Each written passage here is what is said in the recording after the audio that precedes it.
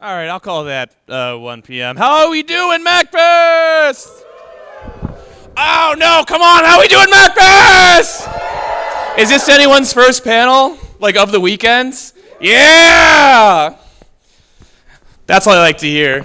Got up bright and early at 1 in the afternoon for talking about tutorials and games.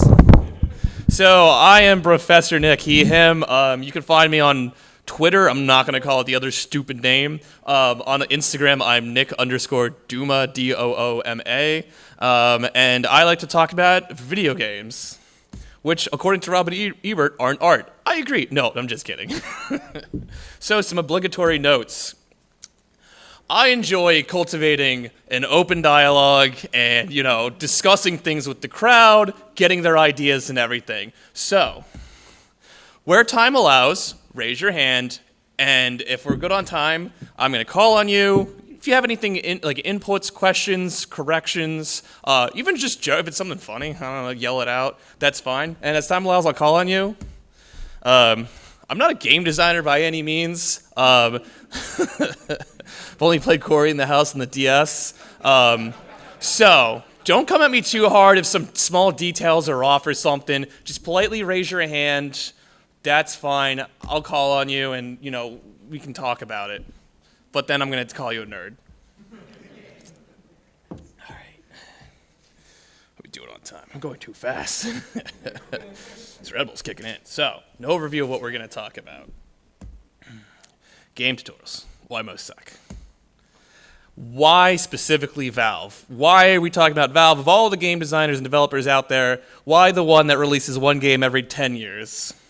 Comes into the gym once in the blue moon, deadlifts 500 pounds, leaves, refuses to elaborate. Delve into some of the philosophy of Valve's design. If anyone has, like I said, I'm interested to hear what people say because it is a very unique company. So some of the examples we're going to be looking at. So we're looking at 3 examples. One is Left 4 Dead No Mercy. It is the opening level of Left 4 Dead 1, which kind of acts as a tutorial. And I say kind of acts because, like we're going to see, it is a tutorial, it kind of isn't. It's just a level. So that's the kind of premise of the presentation. Half-Life Alyx in VR, the challenges that came up with developing and learning a new system such as VR, and how we incorporated that into a AAA game.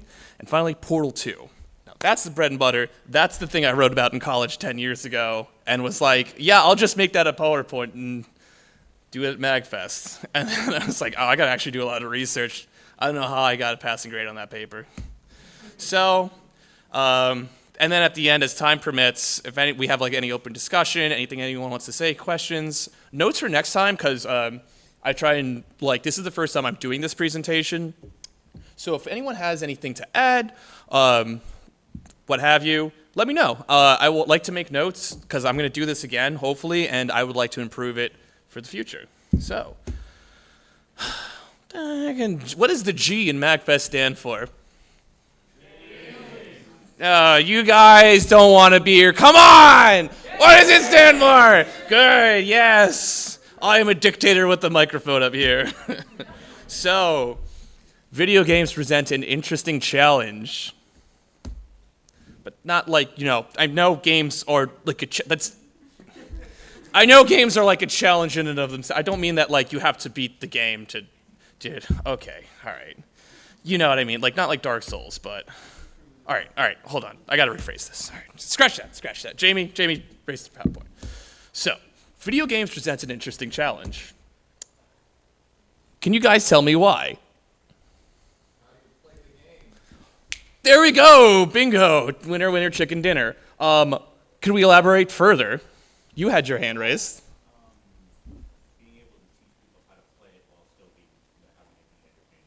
Yes. So the person up front said how to teach people to play the game while still being entertaining. Well, it's obviously, games are supposed to be fun. Spec Ops The Line notwithstanding, game deliberately bad, and then I'm like, dude, that's genius. But, right, we have an interesting set of dilemmas in teaching people how to play games, and each game in and of itself. So generally, a book. Hopefully we all know how to read. I know the public school system has been not doing too well recently, but I like to have more faith in it than that, and hopefully we all know how to read, right? So we all know how to read a book. Generally. I know some grad student in the back, so actually, like House of Leaves is like, you're supposed to read it, shut up, all right? Most books, like, you're supposed to read front to back, left to right. Movies are also watched in the same way. Music, too. Again, I don't want to hear from, like, some grad student who's like, well, jazz is like, you're supposed to, listen to notes that aren't play. I know, all right.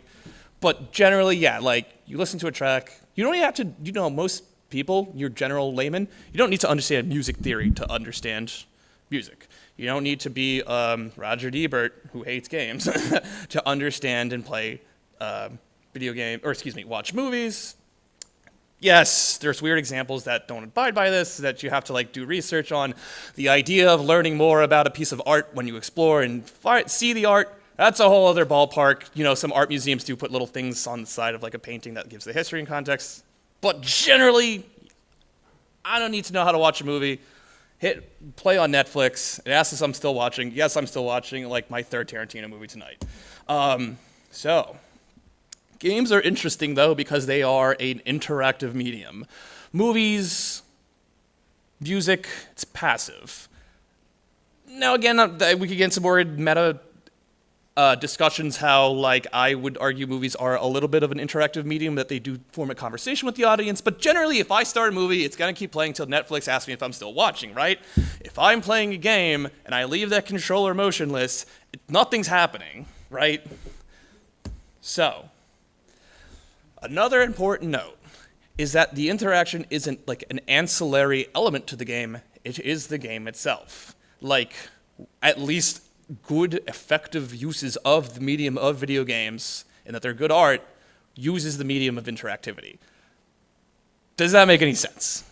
Right, yeah, these aren't just walk to the next cutscene. Some games do that, whatever. But, the interactiveness of it, being Solid Snake in Metal Gear Solid and the act of hiding out and being stealthy is part of the message that the game sends, right? So, though even casual video games often require, sometimes, yes, game developers do have, you can assume gamers have pre-existing knowledge and skill sets that they come into knowing.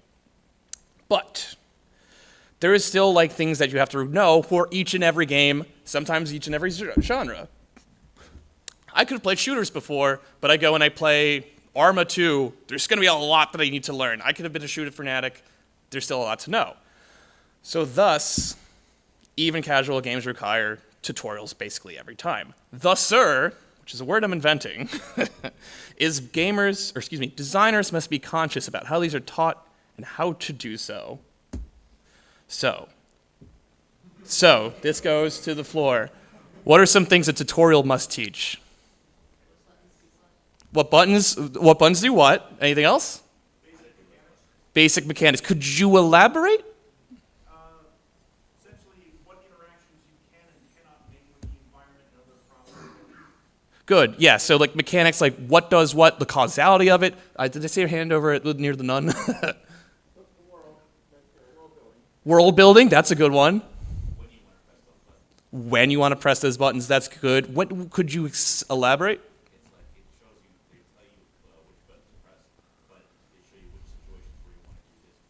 That's good. So not only what the controls do, but the contextual means and what does that matter? When should I reload? When should I jump? When should I use a potion?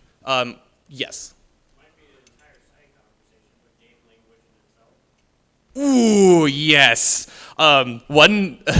So the person in the hoodie said, game language in itself. I'll get to you in just a second. No, that is yes, another conversation in and of itself, because yes, how we talk with the same way movies form a discussion with the viewer, games talk do a discussion with the player. Yeah, all the way in the back.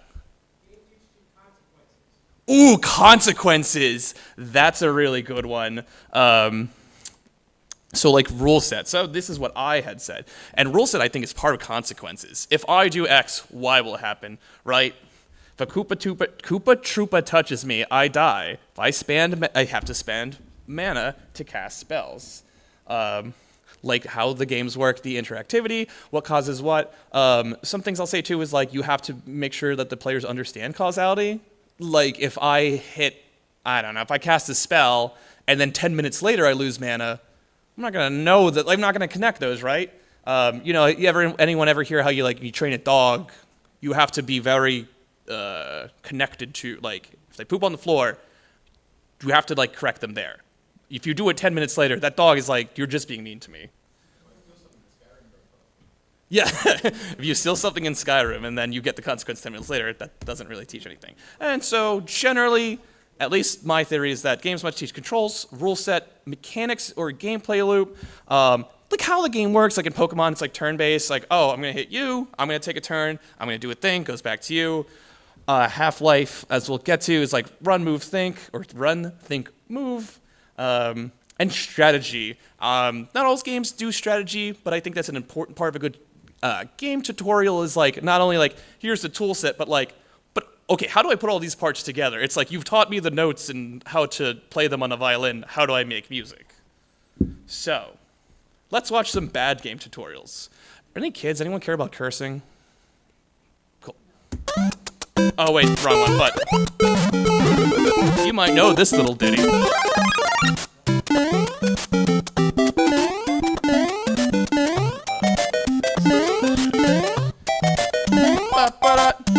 Oh, come on, do the lyrics.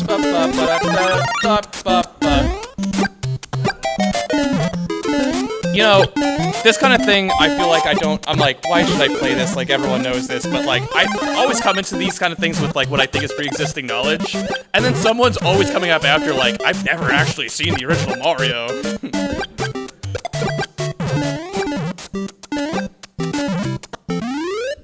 So, this is famously a fantastic game tutorial, but that's just the level. Does anyone want to tell me what some elements that make it a great tutorial? Yes. Starts with the enemy at the beginning. And if you don't mind, could you elaborate on why that's good? Yes. So if a player doesn't do anything, they're going to walk into them and die. And that's also at the start. And that's good for a number of other reasons, so that your turnover, I forget the exact term for it, but like turnover rate, like how quickly you get back to the level if you die, it's like right there. So, oh, I die.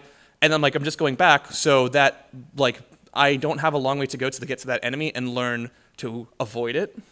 Yes. There's also the placement of the blocks that force you to jump in and mark that you can hit the blocks. Yes, so if we see, wants to be weird. So, we could see, it doesn't like me. But we can see like right here. So, another thing too that good tutorials will often do is that, like front load elements, question mark, right? Like, and they're lighting up and they're like flashing, so it's inviting you. It's like screw with me, punch me, like do interact with me. And then, another thing too is that we can see is that you screw around with them and you go, oh wow, if I hit these things, sometimes they spawn items or coins are good. So even if you don't hit the mushroom and you hit another one, you're already getting coins.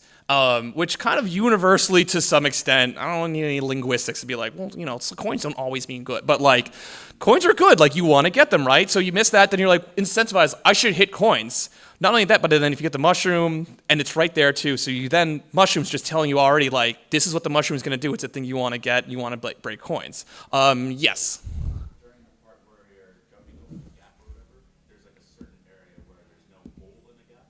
Ooh, let me see if I can get to that. There's a safe one, basically a safe jump, and then there's a challenge jump, basically that activating you to how, jumping, basically how you avoid dying to bits. Exactly. So, it doesn't want to scan very well. But, so something the person up front was saying was that we can see just in a second how, as the character goes, we have not only jumping with the pipes, where the Koopa Troopers are there, but where's the other one? Whatever. But there's a section where there's stairs, and then there's, like, floor. So if you fail that, you just jump back. You're fine. But then later on, there's the endless pit that your neighbor always told you there was gold down, and it's like, do it. At least my neighbor did. He was very mean, I guess.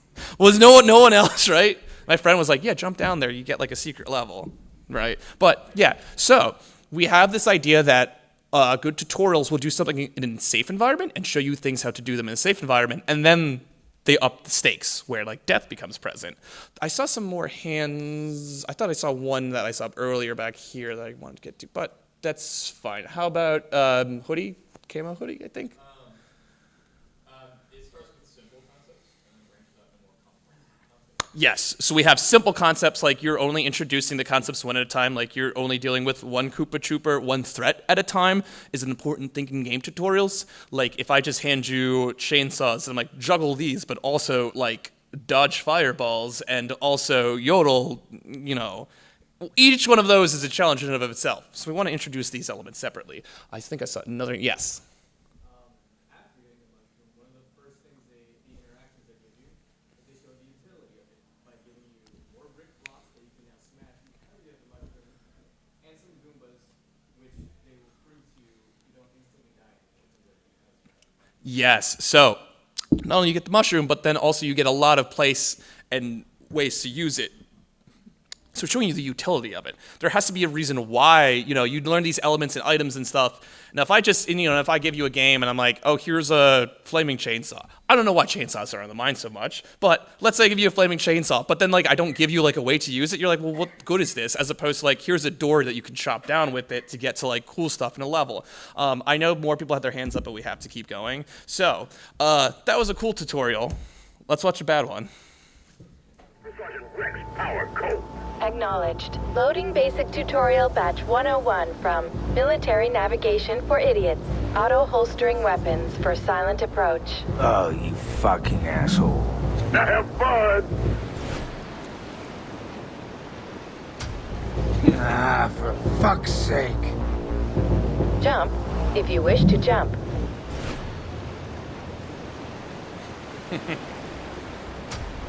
Spider, I hate you. Crouch to go lower. Just let me kill people, damn it. To look around, look around. This is not cool. Moving allows you to go in many exciting directions.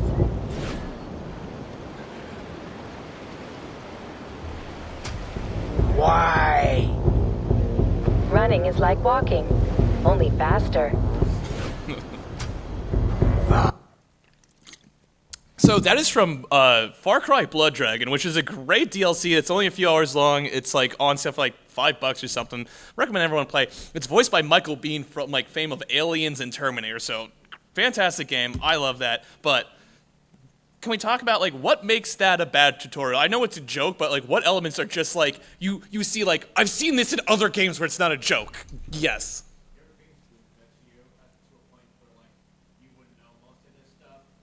You said you already know most of this stuff? you would know most of Yes. looking and moving around, and it's both not only a DLC, so you would already play base games to use controls from that, but not only that, you would also go to teach you really basic stuff such as take movement.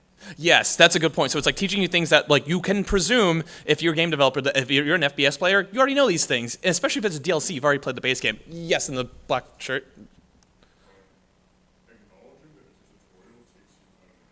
Ooh. Boo, winner, winner, chicken dinner. Acknowledging that it's a tutorial breaks your immersion. You're no longer a cool super soldier. You're a gamer. No one likes being a gamer. I saw some more hands. Yes, chef?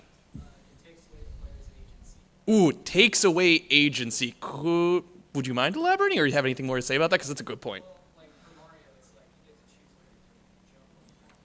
Yes.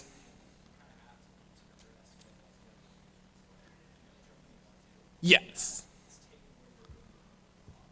Good point. So like in Mario in that first level, like it's a tutorial, but you kind of can do what you want. You have agency, and this is robbing you of that literally like all full force at times, just pausing the game. In the back, I want to make sure people in the back get to talk. You don't engage with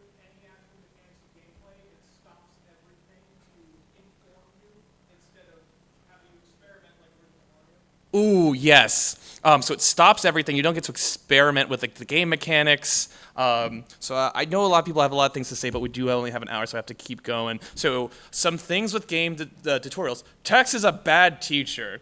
Unless you're writing a book, text sucks. Sucks in movies, sucks in games. Don't just write things out. You could see like in Mario, the only text on screen is the HUD. In that other tutorial you watch, it's like it stops the game and makes you read. And everyone knows reading is dumb and a waste of time. So in-game tutorials, show, don't tell, and even better, do, don't show. Because like in Mario, it's like all about like going and doing it yourself. Not only is it like sometimes in games it might be like you've come across like in Half-Life has done this where it kind of has like a scene you get to watch of like I don't know like a zombie walk into like a barnacle, and so you can see these mechanics take place, and then you'll get to do them later. But even better than that is doing. When you do things, you learn them better. When you fail at things, you're gonna learn better, right? This is like actual like psychology in that of like when you do a task, you're gonna learn it better than if I just tell you like what to do. So some other elements of good tutorials are gradually introduce complexity. Like in that first Mario tutorial, we saw that it was like, it's kind of just one thread at a time, one new mechanic at a time. So you're never overwhelmed, right? Because when you're learning one thing, you don't want to have to learn another. Someone had mentioned that the mushroom, when you get it, you instantly get to see the utility of it. So when you introduce new things, you need the meaning behind it. When I give you a new item, you gotta see why it's useful. When I get the gluon gun in Half-Life, show me why this is awesome. Why should I want to use this? Add new mechanics and safe spaces, just like in the Mario level. We have little like stairs that have like the little floor beneath it so that you get a safe space to fail, return, and try it again. If it's not a safe space in and of itself, it can be near the start of a level or somewhere where you can restart very quickly. So, like, when you learn a new mechanic, it would suck to do it at the end of the level, and it's like, when I gotta go back 10 minutes and watch an unskippable cutscene, right? That would suck. The start of the level, whatever, I'll try it again. And make the tutorial fun. I guess games are supposed to be fun. Or if you're Valve, the entire game's just a tutorial. So I went to Valve.com to do some research, and I have found that Valve.com is not Valve's website. This is from the Wayback Machine. Now it's some like AI-generated crap, but for a while it was like some dude's like plumbing store that was Valve.com. And that's changed now. So, but why? What sets Valve apart? The creepy when he turns around, right? So, making the tutorial invisible. Someone had mentioned earlier, when you tell players something is a tutorial, it sucks. It takes out the immersion. Just build it into the game. Just make it a level. Just make it fun. You might not even realize you're playing a tutorial. So, with Valve, introducing new mechanics is a constant part of the gameplay loop.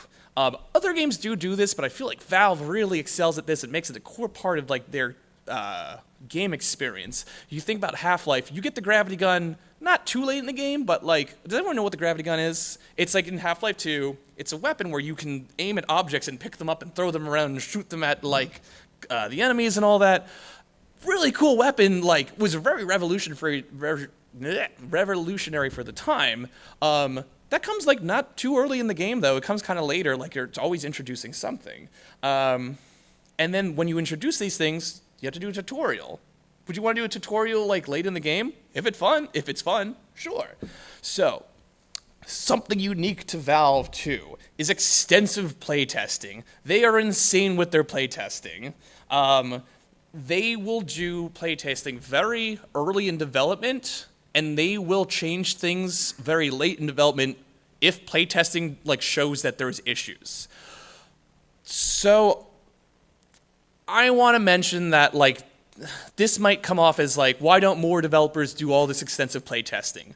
The answer is because it's expensive. When you've made a level and you're like in like the alpha of a level or a beta of a level, and then playtests aren't working, it's like we have to change major parts of it. That's very expensive to do. It's very resource intensive. Valve, especially now that they get money from Steam and that storefront, has the resources to do these things, and this is a key mechanic for what sets them apart and their games apart, but I don't want to crap on other game developers. I just want to mention that that's a very expensive and involved process that only a large developer like Valve can do. But it is a key part of why their tutorials are so good.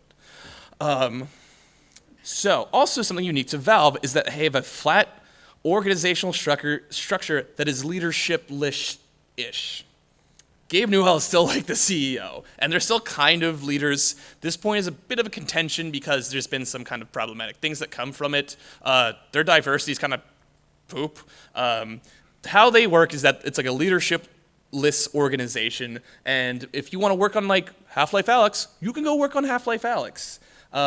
This leads to a lot of innovation and like really cool developments. This also leads to not releasing games for like 10 years, but then we get like the Steam Deck or the Index and like all this cool stuff. So I just think that that bears noting, but it's a can of mixed worms and a discussion in and of itself. Following that, obviously, more playtesting.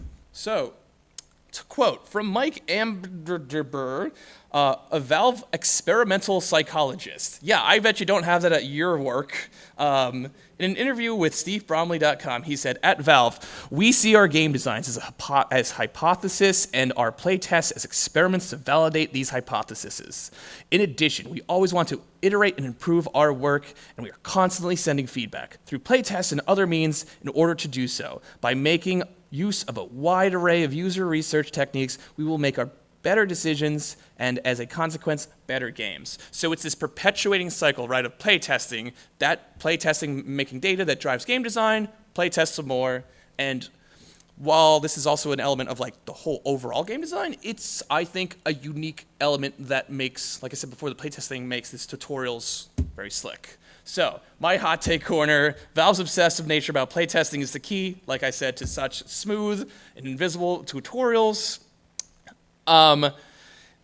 I think that they tutorialize the entire game. I'm terming the coin tutorialization.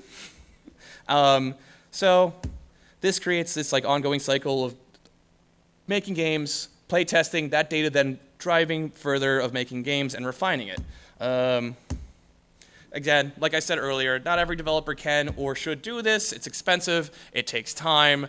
Not everyone has the money or time to do this because, you know, we talk about like smaller developers. If you don't get that game out by like, holiday season, that might be it. If you're Valve, you got Steam money and CSGO skins. You're fine. So what is what is, in Professor Nick's opinion, the key to Valve's awesome tutorials?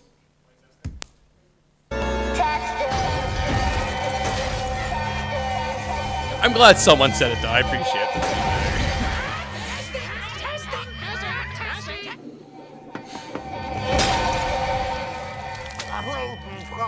I've seen that hentai before.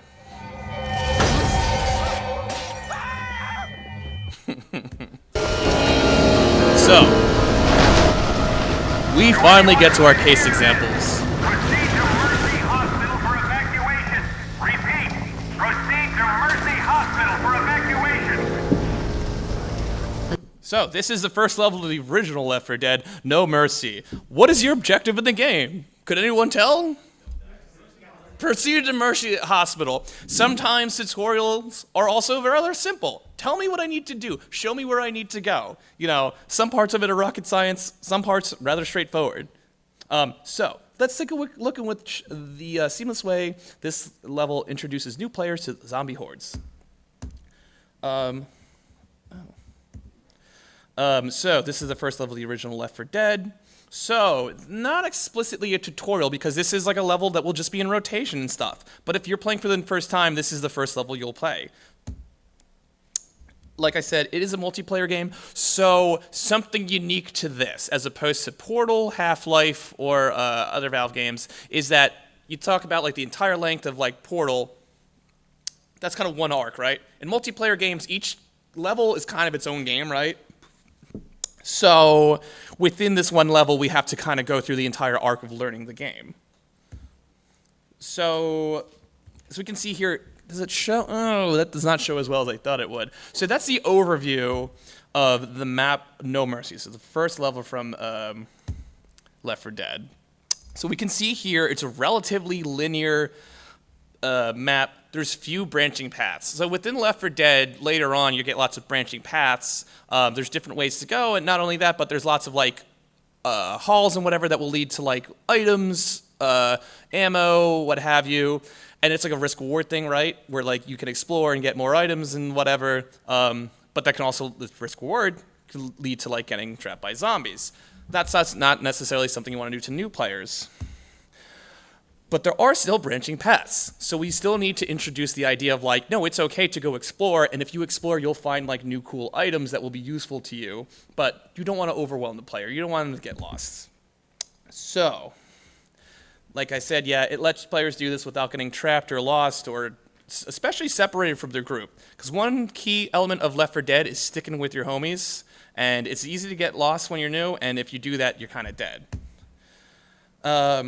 So yeah, so here is like a more simplified version. I think that'll show better on the projector if you can kind of see the white path, but there's not many like offshoots and what stuff to get lost in. Yes?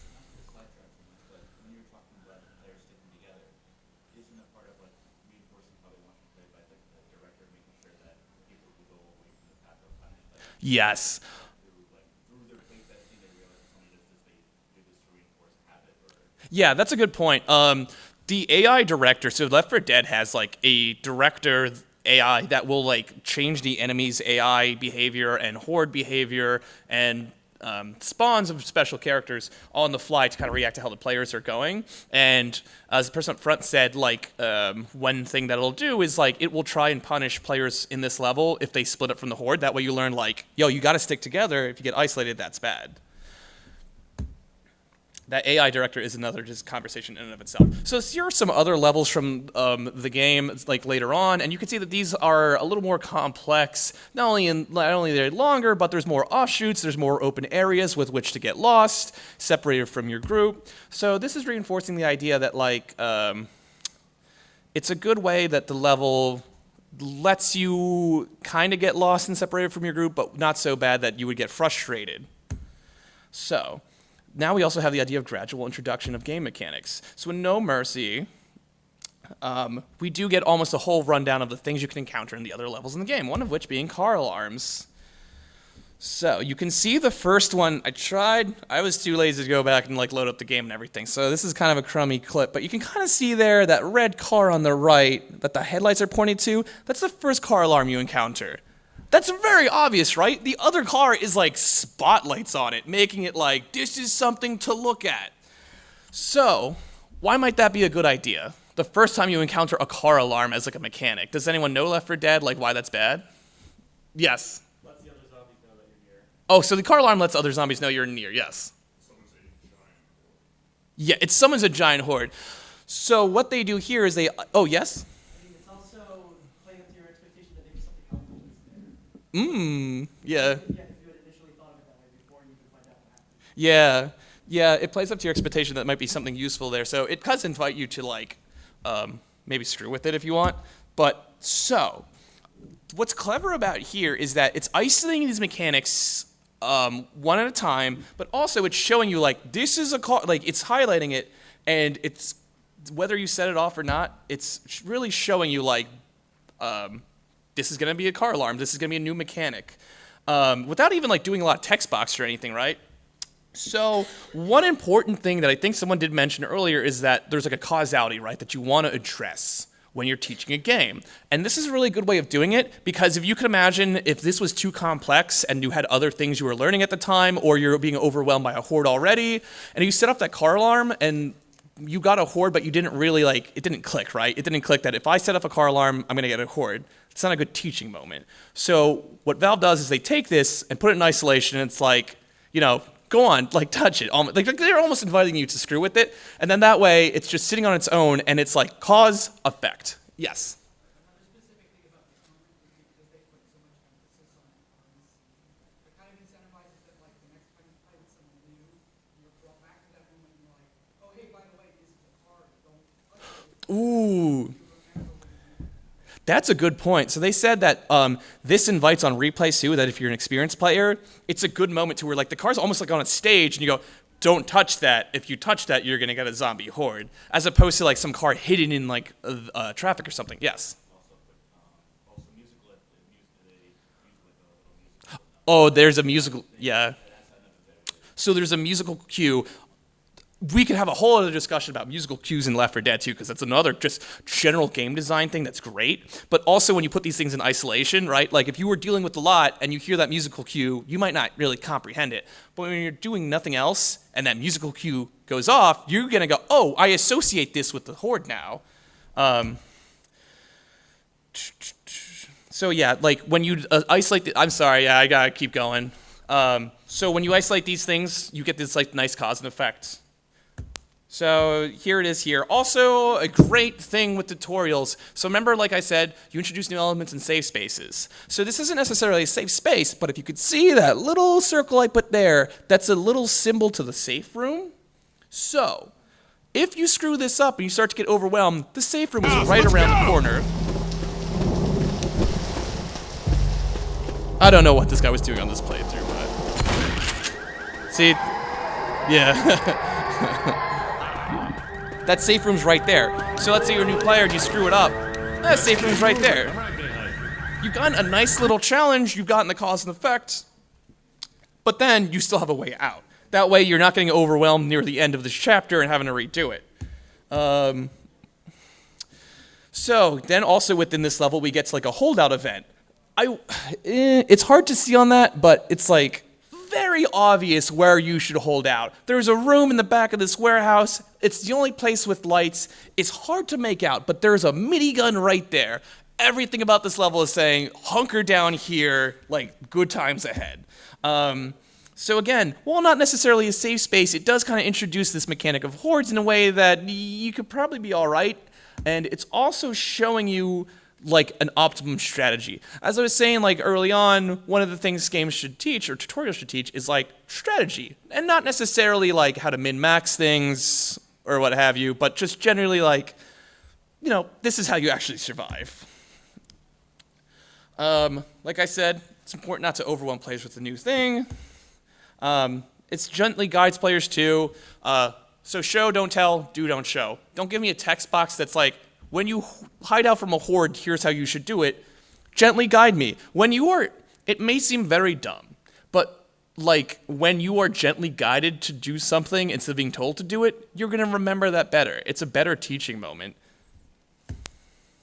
So here we are down in the sewers of the level. Now that's a really quick one. Did everyone see what happened there? So this is another example of we're getting like the smoker, it's a new enemy type, we're getting that in an environment where we can deal with it, right? Now the threat's still there, it's still something we have to deal with, but we're in a safe-ish space. You can see there that it's like, huh, I wonder where like the level progresses to. They make it very obvious, big red text, surface access, an arrow, no Mercy Hospital, like the place that they've been telling you to go. So this is where the level's gonna progress. If anyone knows things about smokers, within the game, smokers will grab you and drag them towards you. It's a threat because it can isolate a player. But you have to go that way anyway, right? So the rest of the players are gonna have to go up there. So if you screw up as a new player and you get grabbed by it, the rest of your team's gonna follow you anyway. Additionally, if everyone can see there, you're in sewers in a tighter area of the map where you're not gonna get split up. So again, if you get caught by the smoker, the rest of your team is probably with you. And again, it's cool because it's not that you've been told to stick together. The game's just kind of encouraged you and lightly put you in that way. So you learn like, oh, it's good to stick together because like there's enemies that will grab and isolate us. And if we're sticking together, that's how you counter that. And again, cause and effect in a nice isolated way where you can see, oh, like not too much going on, smoker's gonna grab you, it's gonna take you and isolate you. So, can someone come on? Can I get a get to the chopper? Come on. Come on, it's not that early. So, get to the chopper. So the final holdout of the level is up on the top of Mercy Hospital. So what this area does is primarily teach you the utility and value of high ground. So zombies in Left 4 Dead can climb on things and get to you, but they take a while, they won't always do it, yada yada. So being up high is good. In fact, in their playtesting, Valve found that players just naturally will do this because they treat the zombies like a flood that they have to like get up higher, and they're like, well, we should use this. So it's useful. it's a good learning moment to teach that. So we can see here, this is where you enter the kind of area that you're going to hold out in. You can see here, like, it's hard to imagine, but there's like the level, and then this is where you enter. You're above it. So not only you get a good vantage point, but you can sit here for a moment and kind of think and like pop off some zombies, and it's like you can see, oh, it's a good strategy. Just sit up here and like be higher than zombies and take them out. We can see here, it's hard to make out, but this is down on like the lower level where there's some like platforms and whatever, and what you're looking at is a like crate with a bunch of items and smoke or flashbangs and other items on it. So what Valve does is they put all these valuable items on high ground. And again, it's a great way where they're not telling you to get to high ground, but they're being like, hey, cool, wouldn't it be cool if you're on high ground? Like, go up there and get them items. And so you kind of naturally want to do that. Again, incentivizing learning. Don't tell players to do things, like just kind of gently guide them towards it. That's how you learn better. If you think that you thought of the idea originally, you'll learn it better. Even if it really was someone trying to incept the idea into your mind, that's how the idea sticks around. So Left 4 Dead, again, they tutorialize what is a very fun and like multiplayer level that you come back to time and time again. It's not necessarily a tutorial. It is, but it isn't. That makes any sense.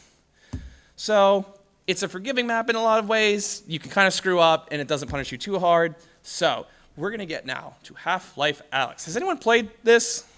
We got a few hands. Oh, actually, a lot of hands. Cool.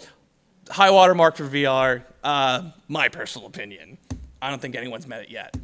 So this obviously presents an interesting series of questions for developers. How do you teach players VR? This is an entirely new way of playing games.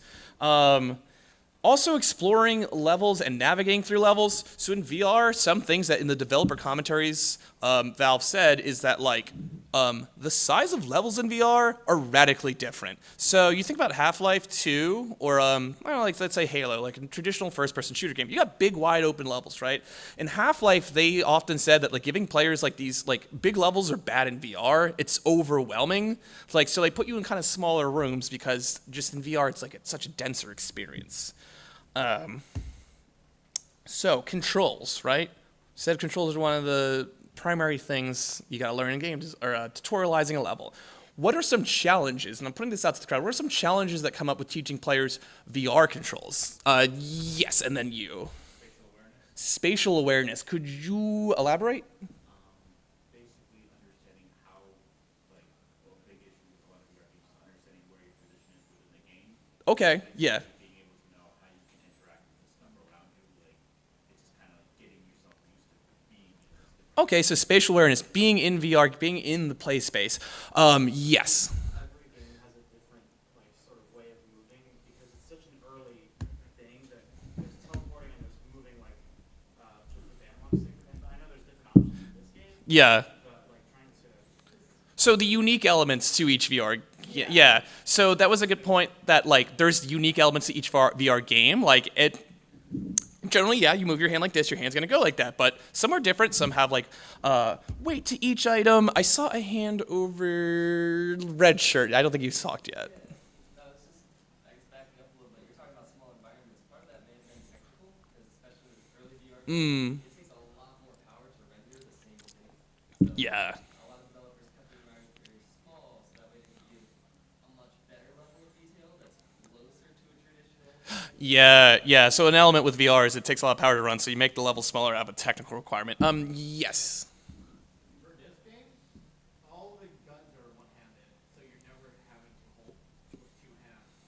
Yeah, so all the weapons in Half-Life VR are one-handed because they found that being two-handed is weird. Anyone from the back before I move on had anything to enter? I want to give the back some love. Yes. Yep.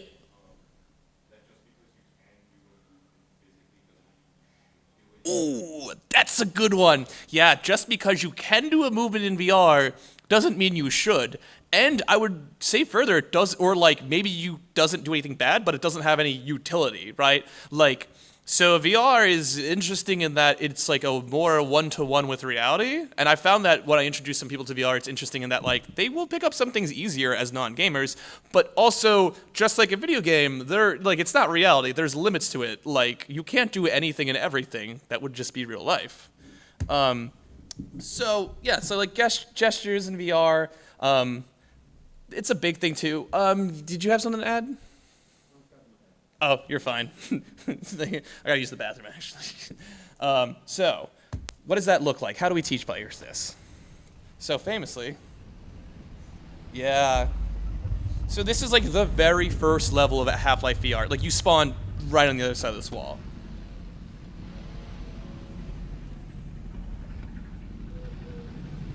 So, just notice some things here. There's some toys to play with. Now, there's something interesting about the door that I want someone from the crowd, not right now, but when I get to the other side, I want someone to tell me why that's important. So some other things, too. You get some more toys. I gotta keep moving, make sure we make this time. So how do I drive this thing? So, VR, as we said, every game, someone, I think you with the red shirt and the bucket hat, had said every VR game is a little different, or maybe you had said it. I don't know. I'm losing my mind. So every VR game is a little different, right? So you generally, like, this is how you control it. You move your arms, move your hands. But also think about, like, different VR games will have different things that you can kind of grab, how you can move them, if they have weights. So what Valve does is that they create this little playground. And I think this is also very cool because even if you played VR games, the toys and things that they kind of present to you are so inviting and fun that even if you're like a VR, someone who's done this for a while, you're just so like, I want to do like the markers and stuff. Because you can see here, like, people made YouTube videos of like doing like art and like science lessons and stuff because it's just a fun mechanic. Yes, real quick.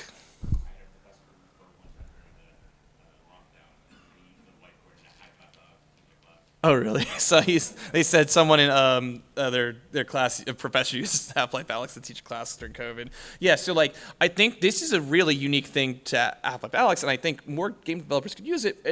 So like obviously, like I said, there's some unique elements even if you played VR, like how they were very particular about how you pick up items and how the weight moves and the momentum. So even if you played VR, they kind of still want you to know that. But obviously, you don't want to be like, well, pick up this item, pick up the can, kick the can, right? Cat One Chicken, old reference. Anyone? Kick the can? No one. So this is a really fun way of doing it because even if you've done VR, you see that like camera and you're like, this is kind of cool. Like I've done this, but I still want to play with it. I still want to play with the markers. So some other things is, can anyone tell me why that's the only way out of the room? Why is that like a cool thing to do? Ooh, yes. Yes. It's a sliding door. There's a term for this in tutorials. The object itself is not freehand. It has its own preferred way to move. Ooh, yes. So some things that people said is it has inertia. It's got weight. You can't just whoosh like that. It slides and I'm sorry. What did you say? Oh, it's not freehand. So you can't just pick it up and like hulk it off the door. Yes. You need to prove that you understand the concept. Yes. You need to prove you understand the concept to progress. It's called level gating. So it's very simple, but the doors in Half-Life Alyx are like, I'm sorry, I just have to keep moving. Yeah, so doors in Half-Life Alyx are unique in that like you have to physically move them. Also though, as you go through the game, they're used as cover, they're used as concealment. Sometimes enemies will see you through them, sometimes you encounter head crabs, enemies, and you go, oh, and you want to shut it really quick. What's cool in Half-Life Alyx too is that like, you could just do it in real life and you could crack the door open, pop a gun around and just like pew, pew, pew, pew. And like that's something that you would only kind of figure out if you understand how doors work. So this is a really cool way of level gating that you have to like prove that you understand how doors work to progress. Like I said, useful cover and concealment, and yeah, you have to demonstrate your knowledge to progress. So another cool thing that I think is done here is that there's a lot of oh, it's impossible to see. So if anyone can see, though, it's a hallway, and towards the end of the hallway is how you have to go continue through the level is a turn.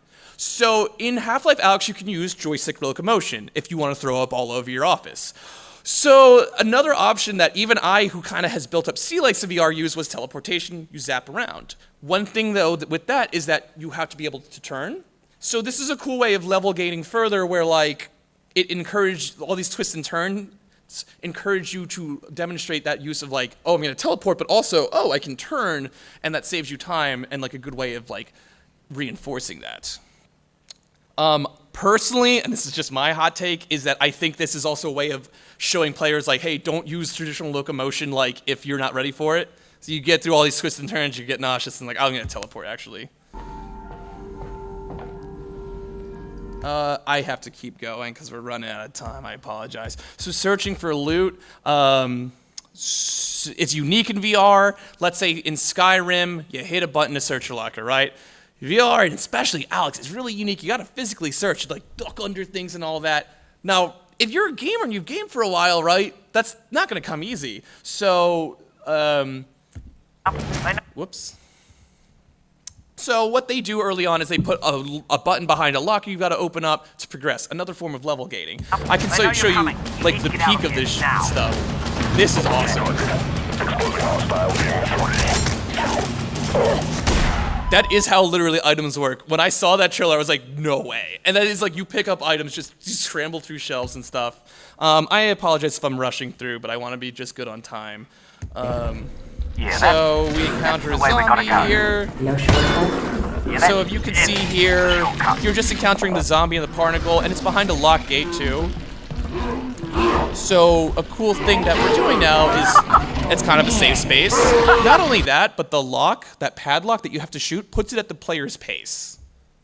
Something they said with Half-Life 2 and the developer commentaries of that is like Alex will lead you around in some points at Half-Life 2, and they found that players want to go at their own pace, so instead they have Alex follow the player.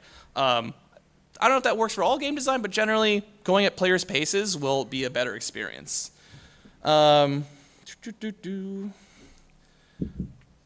So also, those early levels are very zombie heavy. The Combine, for anyone who hasn't played Half-Life, Combine are like your shooty McBang Bang kind of enemies that will shoot back at you. Zombies will just walk and stammer and are slow. Now this is a really cool thing because it introduces these elements of VR in a player timing controlled way. You're going at the player's pace. So this is really useful in VR because, I don't know if you've played, but like you have to grab your mags and gesture and put them in and pull the slide. Reloading in a normal game, square button or I forget where it is on a keyboard, actually. It's just muscle memory. But in VR, it's a series of steps. And they were finding, for a lot of players, it was overwhelming when like the encounters were hard and like they would just get freaked out and like frustrated, and it's not fun.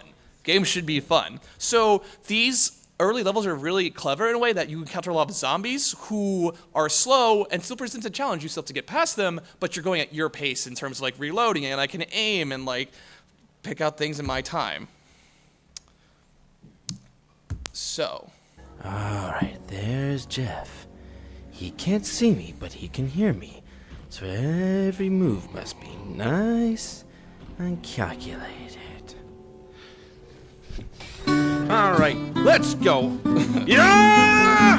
So, that is an enemy that you encounter that will follow the sounds of any items dropping, including if you throw vodka bottles. This is a really cool level because it shows a mastery of like the gesturing in VR, right? So how we have the zombie levels that test you on like reloading and getting used to the VR, that's a level that's unique to VR that wouldn't even really work on like a pancake traditional like method because you would just throw items with X. Suppose you have to learn really how to throw things and manipulate things in VR. So early on, they're really trying to teach you this system, and then that's how you get tested. Or you screwed up like this guy. So Half-Life Alex, as VR sets get cheaper, I highly encourage everyone to try it. It's still the high watermark for VR. So finally, and I'm sorry, we're going fast, but Portal 2. So this, I think, most prominently features this idea of the entire game being a tutorial. For anyone who hasn't played, there's a lot of mechanics that get introduced very late into the game. There's like bouncy gels, there's gels you slide on, and that's in addition to this whole portal gun thing where you like teleport around the map. And they're introducing these things throughout the game. So we're constantly going through this system of introducing mechanics, testing, teaching, and mastering them. So. Portal is effectively an extended player training exercise. We spend a huge portion of the game introducing a series of gameplay tools, then layering those tools into increasingly difficult puzzles.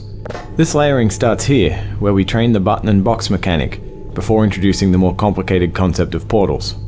So in Portal, you don't even start with the portal gun like up front, right?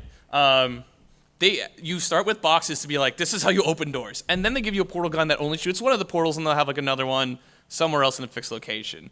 This is a very portals in general, right? Teleporting. That doesn't really track with our monkey brains, right? Like, our primate brains are fixed in 3 dimensions in Newtonian physics. So we're introducing this really wild concept. And I would argue that that's harder than VR. VR is just a very weird and new, unintuitive, or intuitive in some ways, control scheme. Portal's a very interesting case in how you're going to teach players, because portals defy Newtonian physics. How do you teach that?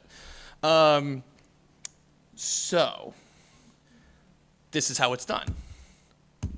So, like Alex, we introduce mechanics one thing at a time and rise in complexity.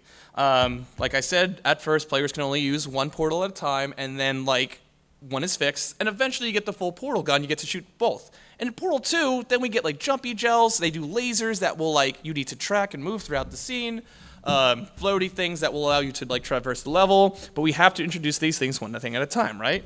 So how do we do that? So if we look here, we can see like a layout of the chapters. This is just a single chapter. And we can see this cycle takes place over and over and over. This isn't even the first chapter. So let's say in this case we have the introduction of lasers. We have a laser intro. These 2 levels, laser stairs and dual lasers, increase the complexity. And then we do lasers over goo. Goo in Portal is bad. You die. So like, new mechanic. We're just showing you, right? That first level just shows you, or does it in a very safe space, testing it, and then testing it with danger. So this is like the progression of this. These are 3 levels from that. So we can see pretty safe space with the laser, right? A little more complex, 2 lasers, like 5 minutes or coming up on time. Oh, okay. And then, now, and it's hard to see, especially on this projector. That's goo, you'll die if you hit it. So now we're testing this mechanic with danger, right? And again, we see it again. We run into propulsion gel, introduce the mechanic, increase complexity, or in some cases with this cycle, you stack mechanics on top of each other. So you do like gels and lasers, what have you, because like I said, right, we're introducing mechanics one at a time. We don't want to overwhelm players. But also the cool things is that when you stack mechanics and you stack challenges, you can see how they interact, which then opens up like a whole world of possibilities. And then finally, we either like test it with danger, or in this case, like mastery. So we present maybe something without danger, but something that's a very complex problem that demonstrates that you not only understand the new mechanic, but how it interacts with others. Well, you'll see. Compensation vouchers ready? Yes, sir, Mr. Johnson. So this is your introduction to one of the gels. What the hell is going on here? Oh, okay.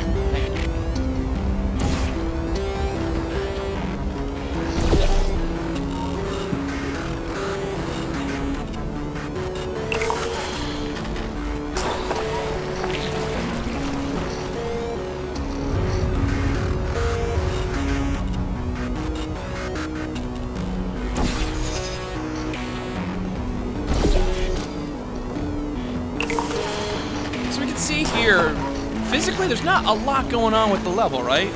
It's almost very obvious what you need to do. Look at that ramp. It's so inviting.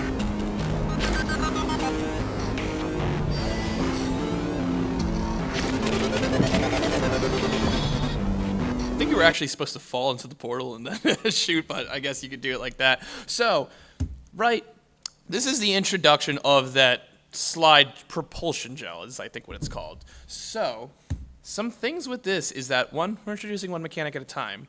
We're also guiding you, right, into what needs to be done next. Now I hope you can kind of make out that thing there, but that's like the ramp that jumps over the gap, right? I'm sorry, but if I see a ramp, I want to take my Razor scooter up it, right? You see a ramp, you want to use it. So it's another case where we're gently guiding players towards something that they want to do. Now if I just tell you jump off that ramp, you're like, well, no, I'm not going to do it. Because that's how ADHD works. But when it's just a ramp there sitting on its own, you're like, I kind of want to jump that. It's inviting you to do something with that. So yeah. let your players reach the conclusion on their own, though. This is kind of something with psychology. Like, if you want someone to do a favor for you, don't ask them for that. Just be like, oh, if I want someone to pick me up from the airport, rather than asking, like, could you pick me up from the airport, be like, yeah, I'm getting into the airport pretty late. I didn't park my car there. I haven't found anyone to pick me up. Oh, I'll do it. That's kind of manipulation, but good art is manipulative. That sounds bad, but that's how it works. You're being emotionally manipulated by good art. It sounds worse than it is, but right? That's how a movie works, right? A movie's taking you through an emotional arc. They're teaching you things, and they're taking you through a journey. So this is chapter 7 out of 10. Pretty late in the game, we're still introducing new things. And obviously with these new things, we have new challenges because how would players understand propulsion gel? How do we introduce that? And I won't say only with Valve, but this is where Valve excels because tutorialization is such a key element of their game design, and they're so good at it with playtesting, the vigorous playtesting, that they can get away with these elements so late in the game. So, Portal heavily leans on a process of introducing elements in those safe spaces, increasing complexity, or layering them on top of new other elements, and then testing those elements either with danger or making them so complex that you have to demonstrate mastery of these new mechanics, right? This, unique to Portal, and why this game is so cool and drives me insane that Valve can't count to 3, is something so unique to Portal is that's the game, is always learning these new elements and mastering them. We're approaching the end, so does anyone have anything unique or to add with Portal before I start moving on? It's a lie. I can't forget about lie. Yeah, it's just time constraints. I almost want to do it. Portal 2 does what the Blood Dragon did, where it makes you press A to jump and demonstrate your knowledge of reading. Yeah. I'm sorry, you weren't speaking, you just jumped again. Yeah. That's another thing there, but Portal 2 is very unique in that learning is kind of a core game mechanic. That's, I think, a very cool element of it. Yeah.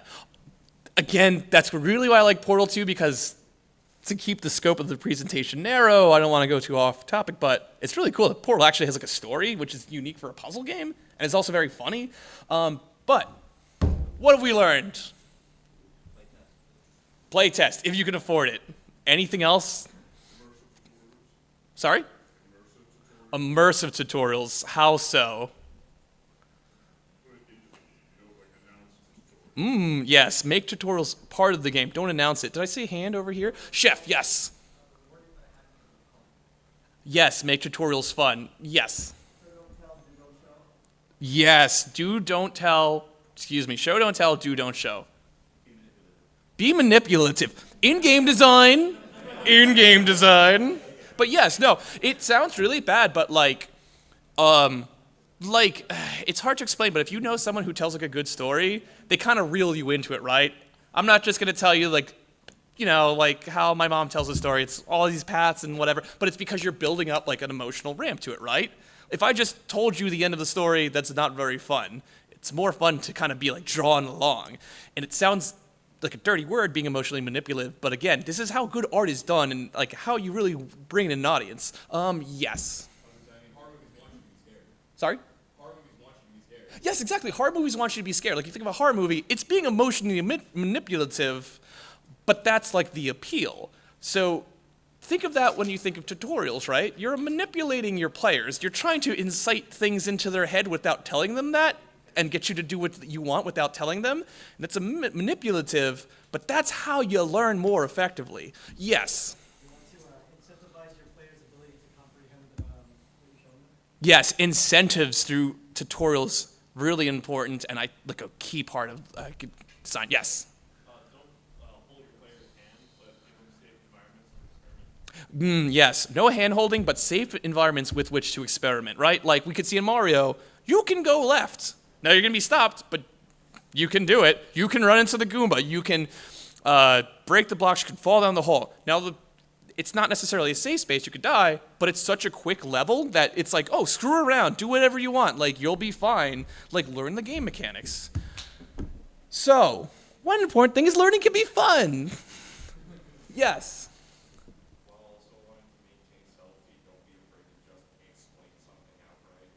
Yeah, I think that's also, like, don't get too kind of caught up in your, like, own head. Sometimes just tell someone something or just show someone something. I think a good example of that is, like, often, though, like, the car alarm in Left 4 Dead is a good way of just being like, hey, you're stupid. Like, it's not telling you via text, but it's being very overt. Here's the new thing that you get to play with, you know? Or sometimes just tell someone something. And more playtesting. So, that's about all I got. Thank you for watching. I will be presenting 2 more times this weekend. I'll be presenting tonight on Cities as Bad Game Design at 9:30, was it? I think it's 9:30. Look in the guidebook. I'll also be presenting on Saturday evening at 10:30 on Metal Gear Solid and the Cold War. You can check me on Instagram or Twitter. I will not call it the other stupid name. Thanks for watching. Hey, I hope this is a great start to your MAGFest. Enjoy the weekend.